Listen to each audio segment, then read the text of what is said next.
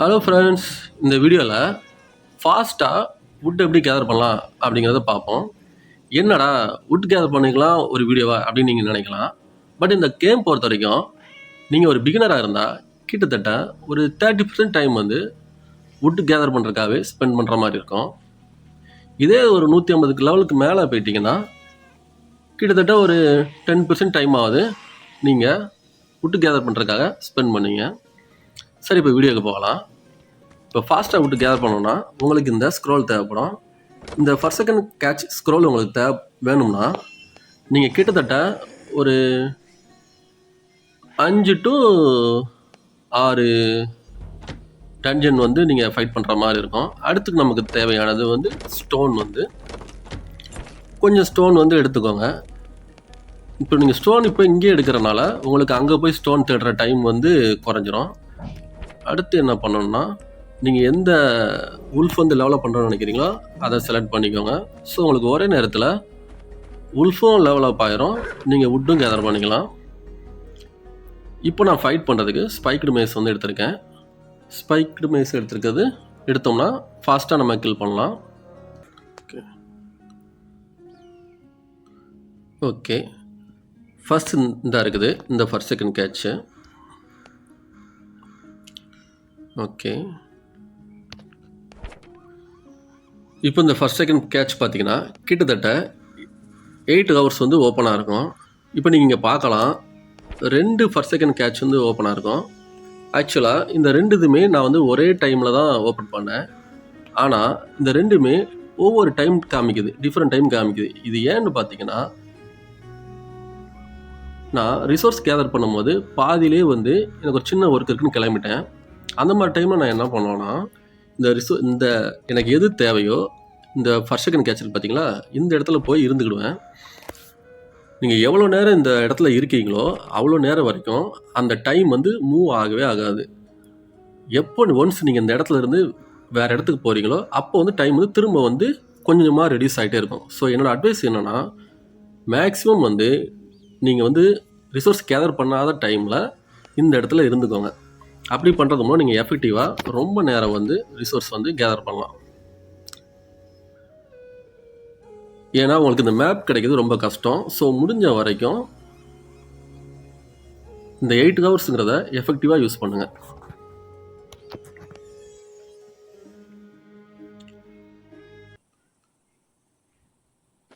ஆக்சுவலாக நான் ஆல்ரெடி இங்கே இந்த பாக்ஸ் ஓப்பன் பண்ணி இந்த ரிசோர்ஸ் எல்லாத்தையும் ரிமூவ் பண்ணிட்டேன், பேஸுக்கு மூவ் பண்ணிட்டேன்.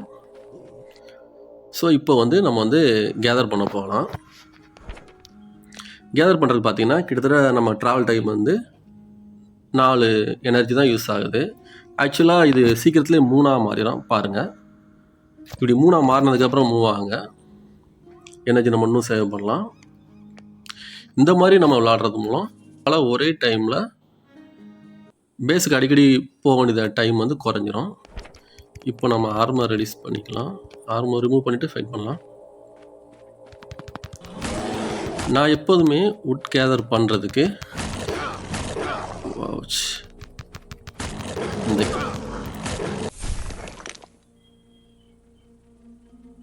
இப்போ தெரியுதா பெட்ரிஃபிகேஷன் எதுக்கு படிச்சிட்டாங்க. எப்போவுமே இந்த பெட்ரிஃபிகேஷன் இது வச்சுருக்கிறது ரொம்ப நல்லது. இல்லைனா இந்த மாதிரி தான் இங்கேயா ஒரு இக்கட்டான சூழ்நிலையில் நம்மளை கொண்டு போய் விட்டுறோம். அதனால் எப்போதும் கொஞ்சம் அவுட்டரில் வச்சு ஃபைட் பண்ணுங்கள். ஏன்னா நம்மகிட்ட ஆர்மர் தான் ரொம்ப கம்மியாக இருக்குது, அதனால் இப்படி ஃபைட் பண்ணுங்கள். நான் எப்போவுமே ரிசோர்ஸு கேதர் பண்ணுறதுக்கு இந்த ஸ்பைக்டு மேட்ச் தான் யூஸ் பண்ணுவேன். ஏன்னா ரிசோர்ஸ் கேதர் பண்ணுறதுக்கு டைம் வந்து ரொம்ப ஆகும். நான் ஒரு டைம் வந்து ரிசோர்ஸ் இந்த வுட் கேதர் பண்ணோம்னா கிட்டத்தட்ட நான் வந்து ஒரு 1500க்கு மேலே தான் எப்போதுமே கேதர் பண்ணுவேன். அப்படிங்கும்போது நான் என்னால் இந்த கிளப்லாம் எடுத்து நொட்டுன்னு 2-3 டைம் அடிச்சுட்டு பொறுமையாக ஸ்னீக்கிங் அட்டாக்லாம் பண்ண முடியாது. எவ்வளோ ஃபாஸ்ட்டாக ஃபினிஷ் பண்ணுறோமோ அந்த அளவுக்கு நல்லது. இப்போ நீங்கள் இந்த மாதிரி பெட்ரிஃபிகேஷன் ஸ்கில் யூஸ் பண்ணிங்கன்னா டக்குன்னு ஹீல் பண்ணிக்கலாம். அதுவும் இல்லாமல் ஏதோ ஒரு ப்ராப்ளம்னா நீங்கள் ஈஸியாக சேஃபாக வந்து எஸ்கேப் ஆகிடலாம். முடிஞ்ச அளவுக்கு 1 by 1 கில் பண்ணுங்கள். எவ்வளோ ஃபாஸ்ட்டாக முடியுமோ அவ்வளோ ஃபாஸ்ட்டாக கில் பண்ணுங்கள். அதுமாதிரி இந்த பாக்ஸ் ஓப்பன் பண்ணும்போது தேவையில்லாத பொருளாக எடுக்காதீங்க. நம்மளோட மெயின் ஃபோக்கஸு வுட் கேதரிங் பண்ணிட்டோம்னா, ஸோ இந்த சீடு வந்து நீங்கள் எடுக்கலாம். அடுத்து பார்த்தீங்கன்னா நீங்கள் எதாவது ஆர்மர் கிரியேட் பண்ணால் அதுக்கு வேணால் கிளாத் எடுத்துக்கலாம். மேக்ஸிமம் இருக்கிற எல்லா அனிமலும் ஃபாஸ்ட்டாக கில் பண்ணதுக்கு பார்த்துக்கோங்க. அடுத்து இன்னொன்று, இந்த மாதிரி லைஃப் வந்து கம்மியாக ஆக்காதீங்க. அப்பப்போ பெரிஸும் கொஞ்சம் கலெக்ட் பண்ணுங்கள்.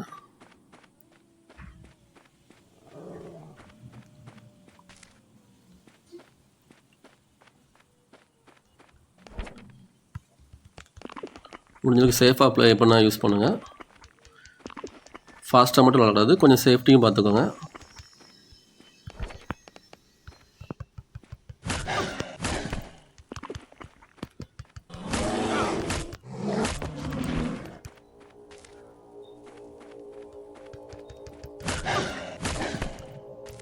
ஹீல் பண்ண மறந்துடாதீங்க. ஹீல் வந்து அப்பப்போ பண்ணிக்கோங்க. உங்களுக்கு மறந்துடும் அந்த மாதிரி இருந்துச்சுன்னா இந்த பெரிஸை வந்து ஸ்லாட்டுக்கு மூவ் பண்ணிடுங்க. அப்படிங்கும்போது ஃபாஸ்ட்டாக உங்களால் கேதர் பண்ண முடியும். செக் பண்ணிக்கோங்க ஒரு டைம் வந்து மான்ஸ்டர் ஏதாவது இருக்கான்ட்டு. இல்லை, இப்போது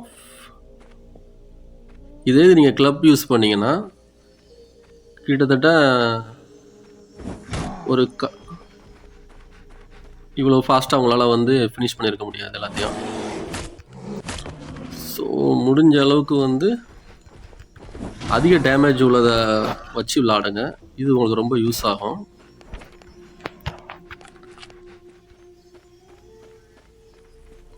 பெரிஸையும் அப்பப்போ கலெக்ட் பண்ணிக்கோங்க.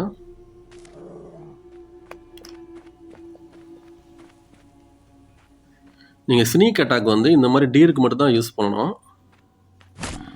மற்றபடி எல்லாத்துக்கும் வந்து நார்மல் அட்டாக்கே பண்ணுங்கள். ஏன்னா நமக்கு வந்து பாக்ஸ் வந்து மொத்தமாக 8 மணி நேரம் தான் ஓப்பன் ஆகும். பாக்ஸ் 8 மணி நேரம் ஓப்பன் ஆகிறனால நம்மளால் முடிஞ்ச அளவுக்கு எவ்வளோ ரிசோர்ஸ் கேதர் பண்ணுமோ அவ்வளோ ரிசோர்ஸ் வந்து கேதர் பண்ணிக்கலாம்.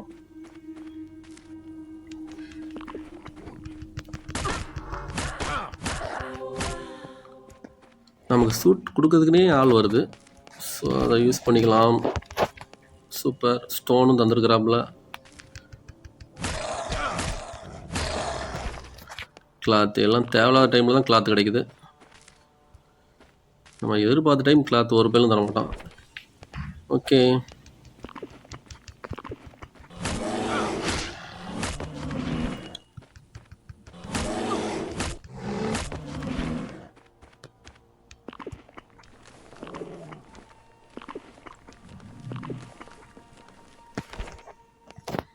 இதில் எதுவுமே எனக்கு யூஸ் இல்லைன்னு தான் நினைக்கிறேன். பார்ப்போம். ஃபஸ்ட் எல்லாம் பிக் பண்ணிக்கோங்க, அதுக்கப்புறம் நமக்கு தேவையில்லையா எதுன்னு பார்த்துக்கலாம். இப்போ ஆட்டோ மோட் போட்டுக்கலாம். எல்லாமே நம்ம கில் பண்ணியாச்சு. இப்போ நம்ம முதலே நம்ம வந்து ஸ்டோன் எல்லாம் கலெக்ட் பண்ணுறதுனால இது ரொம்ப ஈஸியாக இருக்குது. ஸ்கல் டூவில் ஃபைட் பண்ணுறதுக்கு நம்ம கிட்டத்தட்ட வந்து 3 ஆக்ஸ் வந்து தேவைப்படும். இந்த ஆர்மர் வந்து ரொம்ப ஹெல்ப்ஃபுல்லாக இருக்கும். இதை நீங்கள் யூஸ் பண்ணிங்கன்னா இதில் இருக்குது பார்த்தீங்களா, மூவ்மெண்ட் ஸ்பீட் வந்து ரொம்ப அதிகம் ஆட்டோ மோட்டில். ஸோ வந்து ரிசோர்ஸ் கேதர் பண்ண யூஸ் ஆகும். இப்போ நீங்கள் பார்த்தீங்கன்னா நம்ம வந்து ஃப்ளக்ஸ் வந்து ஃபைபர் வந்து இவ்வளோ வந்து கேதர் பண்ணியிருக்கோம். இந்த மாதிரி நம்ம வந்து டைம் வேஸ்ட் பண்ணக்கூடாது. அப்படி டைம் வேஸ்ட் பண்ணாமல் இருக்கணும்னா நீங்கள் இந்த வுட்டை வந்து ஸ்ப்ளிட் பண்ணுங்கள். முடிஞ்ச அளவுக்கு வுட்டு வந்து நிறைய இருக்க மாதிரி பார்த்துக்கோங்க. அதுக்கு என்ன பண்ணணும்னா இந்த மாதிரி வுட்டு எங்கே நிறைய இருக்கோ அங்கே ஃபஸ்ட்டு கேதர் பண்ணிடுங்க. அப்போ தான் வுட்டு நிறைய கேதர் ஆகும். அப்புறம் ஸ்ப்ளிட் பண்ணி எல்லா இடத்தையும் ஃபில் பண்ணுங்கள். இது நமக்கு தேவையில்லை, இதுவும் தேவையில்லை, ரிமூவ் பண்ணிடுவோம். முடிஞ்ச அளவுக்கு இந்த இருக்கிற எல்லாமே வுட்டாக இருக்கணும். இந்த லெவல் 3 சாரி லெவல் 2 ஸ்கல் பொறுத்த வரைக்கும் நீங்கள் வந்து 240 வுட் வந்து அப்ராக்சிமேட்டாக வந்து கேதர் பண்ணலாம். ஸோ செக் பண்ணிக்கோங்க மொத்தம் எத்தனை இருக்குன்ட்டு. கிட்டத்தட்ட ஒரு 2 ரோக்கு மேலே நமக்கு வந்து தேவைப்படும். கரெக்டாக இருக்கான்னு பார்த்துக்கோங்க.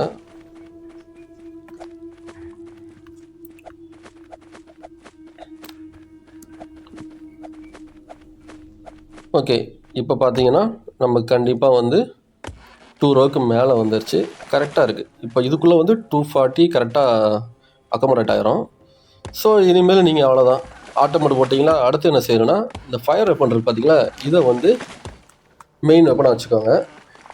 இனிமேல் நம்ம ரெஸ்ட் எடுக்க வேண்டியதான். அதுவாக ஆட்டோமேட்டிக்காக ரிசோர்ஸை கேதர் பண்ணிடும். இப்படி நீங்கள் பண்ணுறதால உங்களுக்கு வந்து உங்களுக்கு டைம் வந்து ரொம்பவும் சேவ் ஆகும். அதுவும் இல்லாமல் எந்நேரமும் ஸ்க்ரீன் பார்த்துட்டுக்கான அவசியம் இல்லை. அதுக்கப்புறம் ரொம்ப முக்கியமான இம்பார்ட்டன்ட் விஷயம் என்னென்னா, ரிசோர்ஸ் வந்து தயவு செஞ்சு நைட்டு வந்து கேதர் பண்ணாதீங்க. ஏன்னா இந்த மாதிரி நீங்கள் ஆட்டோமேட் போட்டதுக்கப்புறம் கண்டிப்பாக சாஞ்சி உட்காரணும்னு ஆசைப்படுவீங்க. அப்புறம் பார்த்தா தூங்கிடுவீங்க. நீங்கள் இந்த மாதிரி பிளேஸில் தூங்குனீங்கன்னா அவ்வளோதான். கண்டிப்பாக கொஞ்ச நேரத்தில் டேஸ்ட் ஆகி இல்லைன்னா ஃபுட்டு கம்மியாகி செத்துருவீங்க.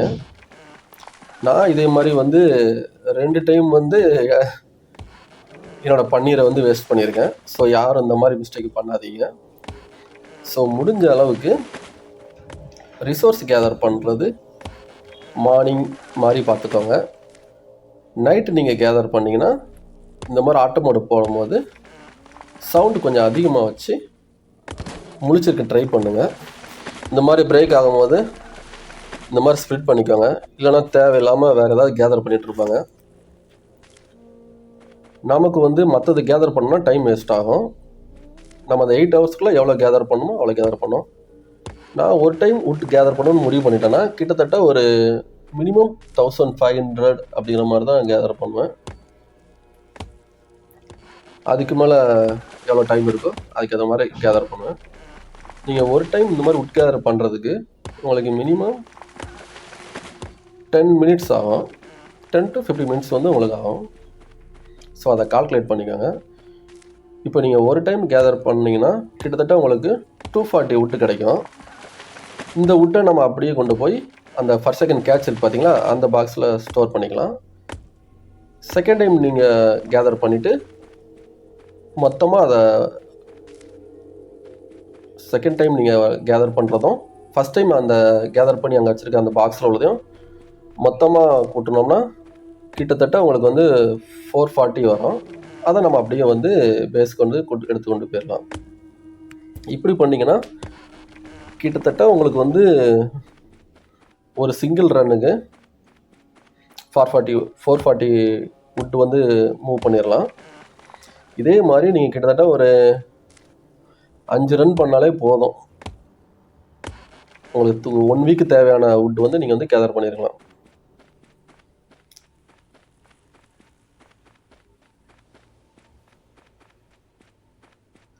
அதே மாதிரி இன்னொரு முக்கியமான விஷயம் என்னென்னா, நீங்கள் இந்த மாதிரி வுட் கேதரிங் பண்ணும்போது சைமல்டேனியஸாக எல்லா ஒர்க்கையும் பார்த்துருங்க. அதாவது வுட் பிளாங்க் கிரியேட் பண்ணுறதையும் பாருங்கள்.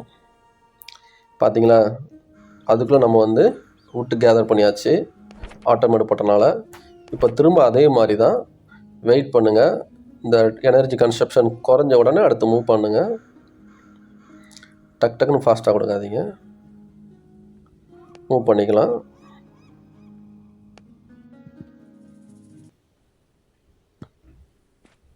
அடுத்து என்ன பண்ணணும், வுட்டு வந்து ஸ்டோர் பண்ணிக்கலாம். வுட்டு முதல்ல ஃபுட்டு ஸ்டோர் பண்ணிக்கலாம். அடுத்தது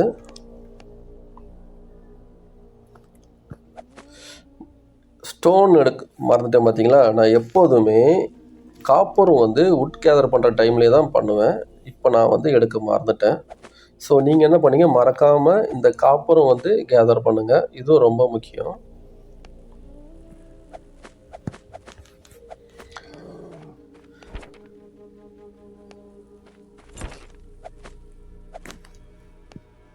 இதெல்லாம் இங்கே ஸ்டோர் பண்ணிடுங்க. ஓகே,